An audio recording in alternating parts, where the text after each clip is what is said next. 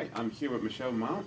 You are running for state rep in the 112th that represents Newtown, that also represents Monroe. All of Monroe and a little bit of Newtown. A little bit of Newtown. Why don't you tell me a little bit about yourself, because it's been a while since I've seen you, so just for the My Left Nutmeg community, just reintroduce yourself to everybody. Well, thank you. It's always a pleasure to talk to you. My name is Michele Mount, obviously, and I'm an attorney. I've lived in Monroe for 13 years. I'm a former Director of Legislative Affairs for Bridgeport, and since then I've been doing a lot of government relations work and doing a lot of advocating in Hartford for certain issues, everything ranging from energy to healthcare to education. And I'm currently a town council member, and I've served on local boards of WPCA, Robust Education Committee, and I've always been very involved in our budget process. Right. Well, this is your second go around here for this seat. Why are you running again? Well, because I really believe that Monroe needs a change, Monroe and Newtown. The representation, there's a clear choice here. There's a difference between my opponent and myself, and I would really like to focus on the issues that are most important to the people of the 112th.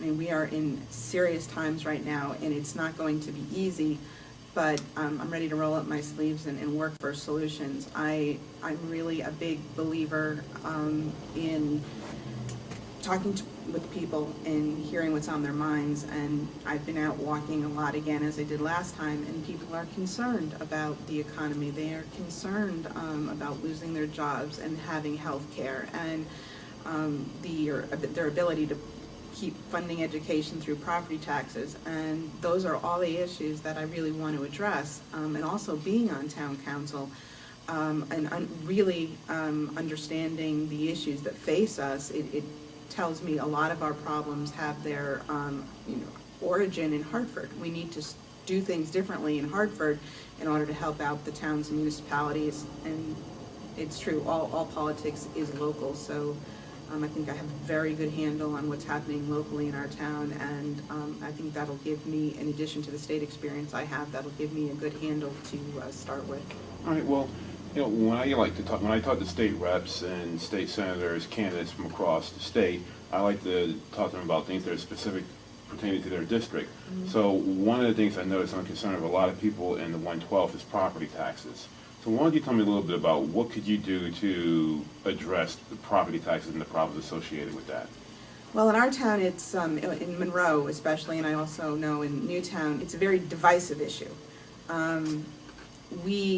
Every year we come out and fight over the budget because the way we fund education in Connecticut is through property taxes. Right. And I know that there's only 7 out of 50 states that actually fund their education primarily through property taxes.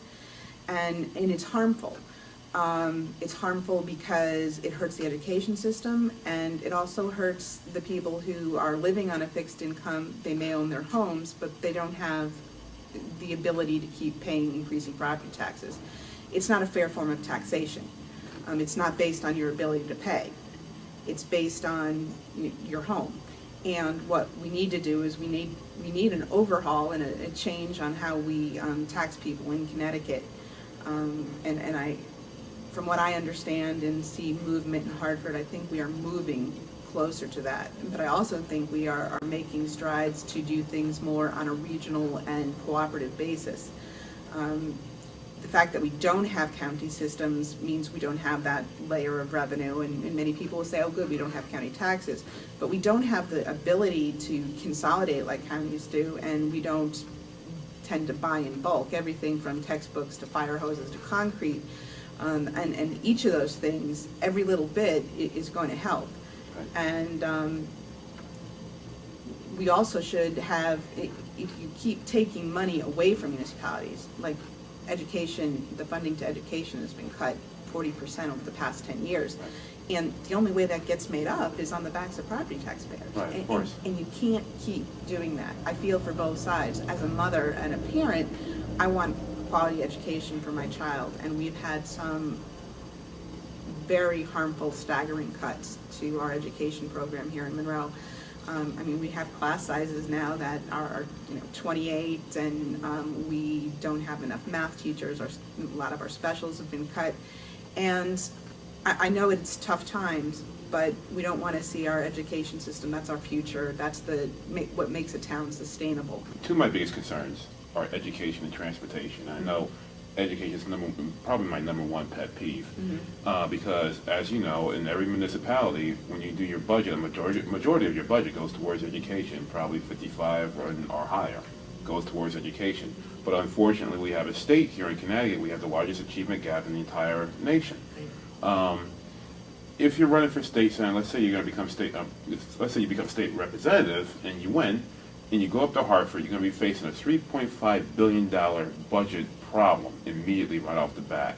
How do you balance dealing with the budget on one hand, and on the other hand, dealing with problems such as education and make sure, let's say, for instance, you get enough ECS funding for your particular area? How do you balance those two out, or how do you envision doing that? Well, I think you have to look at the issues and prioritize. Everything is going to come from the economy and jobs. We need, obviously, to boost our revenue in order to handle some of these problems, and we need to streamline the governmental process. I think consolidation of certain agencies that have overlap is some of the areas we can cut. I applaud the legislature for what they did with the probate courts. That was a big money saver, and I think there's a lot of those types of opportunities out there. One of the things, first, with the whole jobs and revenue situation, I am a huge supporter of renewable and clean energy. I know our electric costs, our utility costs are through the roof. Right. My husband has been in energy for 30 years and now focused on some more renewable energy. And we need to put our money, whether it's tax incentives based on jobs created, to create some sort of niche industry to attract businesses here. And all this is very interrelated. We have to cut the spending, consolidate, streamline, and there's some areas where we can make very complicated processes, whether it's permitting or in some instances in regulation, simpler. So, and we need to bring our IT up into the year 2010, right. And that would be a big cost saver as well. So when we're getting revenue, we're cutting costs. You mentioned transportation. Unfortunately, the stimulus money that we received from the federal government, about $981 million of it went to plug a hole in education. Right. And I say unfortunately because it's a two-shot deal here, because we're going to be faced in 2011 with a big hole in our education. But not only is it an unsustainable filler in education, that money didn't go into our economy as a stimulus. And we could have done some major infrastructure improvements. And infrastructure, projects create jobs.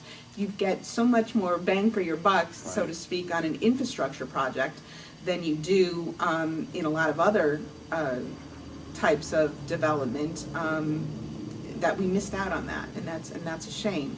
Yeah. Now, one of the things up in the Capitol, I spent a lot of time at the Capitol in the last session. I saw a lot of bickering between the Democrats and the Republicans over the budget, and there wasn't a whole lot of, meeting in the common ground. And what we wound up was a very partisan divide between Democrats and Republicans, and we came up with a budget that the governor didn't even sign. A lot of people that I talk to, a lot of my constituents in my area, say that they're just tired of the two sides just locking heads because we have to work for the common good. What would you do, if elected, to bridge the gap between Democrats and Republicans and try to work for the common good of the people in the 112s? Well, maybe I'm naive in this, but when I have lobbied and advocated for certain issues, I had to work with both sides of the aisle. I am very focused on the result, what's actually going to happen. I have not spent a lot of time being terribly political. I speak my mind. Sometimes people don't agree 100% with what I'm saying, but it's what you see is what you get. I'm not going to be someone who says one thing and does another. Right. And I'm I hold pretty true to my convictions. At least the constituents in town will tell you that I'm an advocator and a fighter, and sometimes I pick unpopular stances, but it's for the greater good. And I hope, I hope I can do that in Hartford. I've worked with people on, like I said, both sides of the aisle. I have friends and former law school classmates and people on both sides of the aisle that we've worked together before.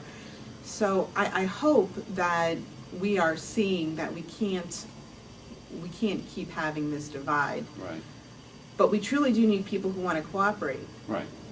And it has to be a mutual decision to come together. And I will do everything in my power to be part of the solution and not part of the problem. But right. We can't sacrifice progress for people who want to say no or do something purely for a political reason. And that's not another one of the things I see at the Capitol is that there's certain people up there that just have a habit of just saying no to say no for political reasons. And it just hurts people in their district because it is, are you working for the common good or are you just working for yourself? Right. And that gets in the way with progress because in the end you're just hurting your common Joe guy who's got to work the 9 to 5 and he's got to pay his property taxes and he's paying his taxes up to Hartford. He's not getting a whole lot back. He's wondering what's going on. Am I being represented up in Hartford?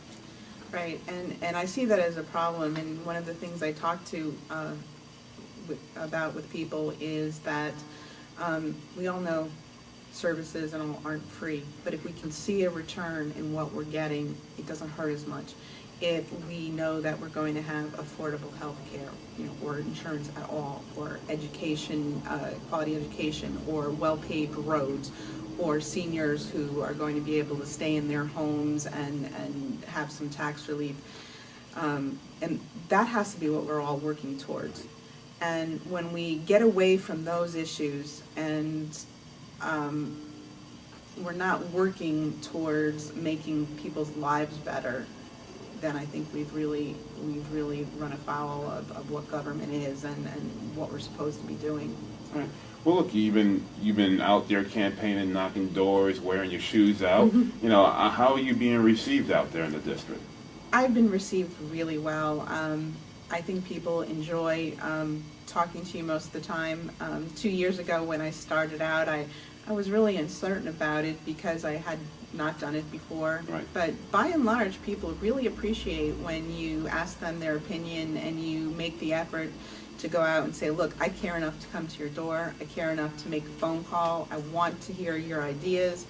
I think for the most part, people like that. And my issue probably is I stay too long talking all the time. You gotta keep moving. I know you gotta keep moving, but I get, I've met so many great and interesting people, and I've helped friends too along the way. If people have any information and want to learn a little more about you, how can they find more information about you on the internet? Well, I have a website. Okay. It's Michele with one L. One L. One L. Okay. MicheleMount.com. And I have a Facebook page, Mount 2010. Okay. I also have a personal page, which is just Michele Mount. I also give out my cell number. It's 203-209-3132. Wow. And I'm happy to talk to people. I was making phone calls last night, and I actually had somebody call me back at 11:15 last night. And I happened to be I happened to be up. I was watching something on TV, and we chatted for 10 minutes. I normally don't want people to call me at 11:15 at night, not at all. Good. But I was impressed that I left a message and they called me back. So that was great, and I do enjoy that that sort of give and take with people. I really like being around people and talking to them. Well, look, thank you very much for talking to the My Left Nutmeg community. This is Michele Mount. She's running for the 112th. Come out and support her and help her out, all right? If you're in the Monroe, Newtown area, come on down, read more about her on the website, check out this video, and just stop by or just give her a phone call. All right? So thanks a lot. I do appreciate it. Thank you, I appreciate it. All right. Have a good one. Thank you.